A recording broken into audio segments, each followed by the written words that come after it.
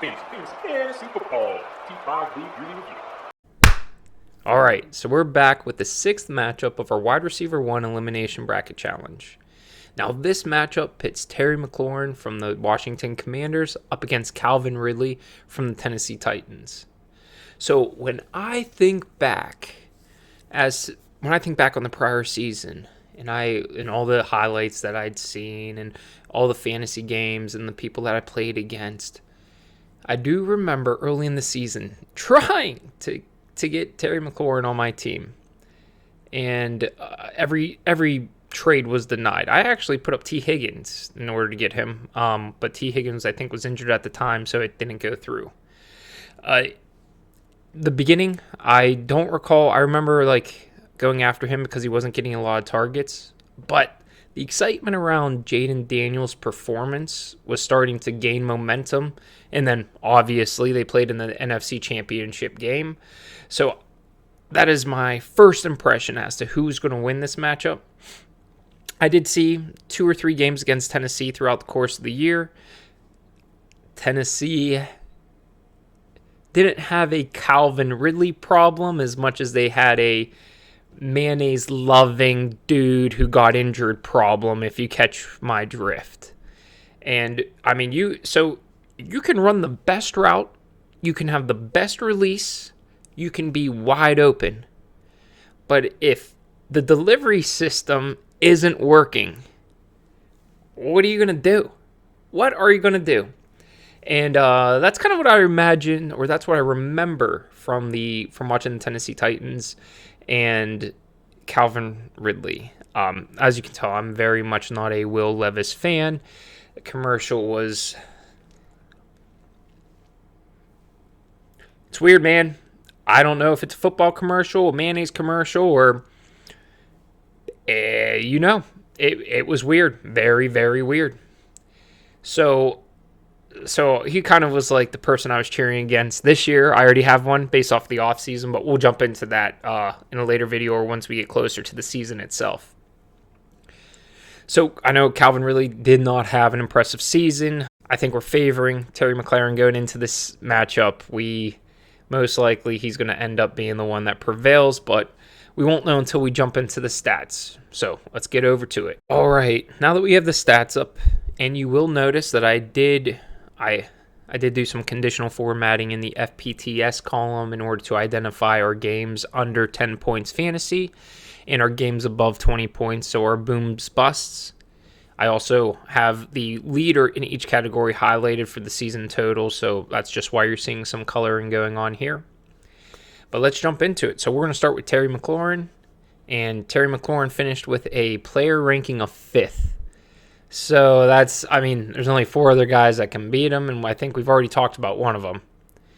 He managed to have 4 bust weeks, and he had 5 boom weeks throughout the course of the season, which is pretty impressive. Just as a visual, when we're looking at it, we'll notice that in the second half of the season, he really starts coming on strong. Actually, after the first 2 weeks, outside of 2 smaller performances, he was incredibly stellar. Mental note, we're expecting him to go far. And then when we switch over to Calvin Ridley here, we'll see that he had a player ranking of 25th in fantasy, and that included 7 bust weeks with only 3 boom weeks. When we look at his boom weeks according to the color chart, very sporadic. Definitely, he had a hard time putting together good consecutive games.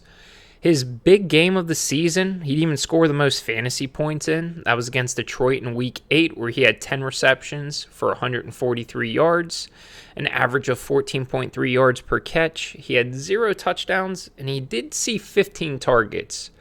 So the receptions, season high, the yards, season high, and his targets were all 3 season highs for Ridley. Let's hop over to Terry McLaurin.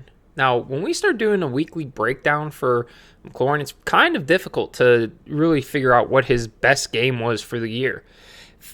For fantasy, he had a few games where he was only above 20 points and only a few points away from each other. And when we really dive into it, His season high for receptions in a singular game was 8 receptions, and that came week 13 against Tennessee.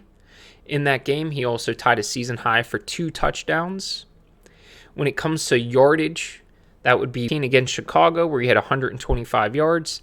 He averaged 25 yards receiving on 8 targets, so that was a high efficiency game for him there.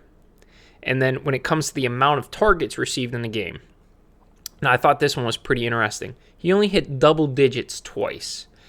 Week 4 against Arizona, he saw 10 targets. And then week 15 against New Orleans, he also saw 10 targets. Each of those matchups were favorable for him. He had week 4, 18.2 points. And then in that week 15 matchup, he had 26.3. So right away, when we were talking about delivery systems earlier, Jaden Daniels is out there getting the ball or putting the ball in a position where McLaurin can make a play on it and actually get that reception. Now let's take a peek at the season totals. We'll stick with McLaurin here. On the season, he had 82 receptions. He had 1,096 yards receiving. He had 13 touchdowns on 117 targets. He did manage to receive 2 carries, and he got 2 yards with 0 touchdowns. He ended the year with 267 fantasy points, or 267.8 fantasy points. Good enough for 5th. And then when we hop over to Ridley, we'll see that on the season he had 64 receptions for 1,017 yards, which I was very impressed that he managed to achieve over 1,000 yards. I did not think that happened. And then he only had 4 touchdowns, so he gave up a lot of fantasy points in that difference between the touchdowns.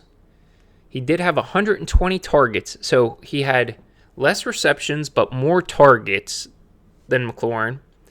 And he also had 8 carries for 55 yards, and he did score 1 touchdown on a rushing carry. Really did end the season with 199.2 fantasy points, good enough for that 25th ranking that we discussed earlier.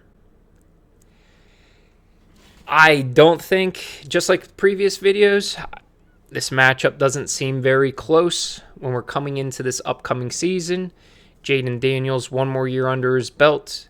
He's got a taste of victory. You know, they're going to be doing a big Super Bowl push. Tennessee, after the quarterback carousel that took place with Will Levis and Mason Rudolph, we'll see what happens as the offseason continues in the draft. Whoever the quarterback is for Tennessee to start the season is going to greatly influence Calvin Ridley's stock, I personally believe.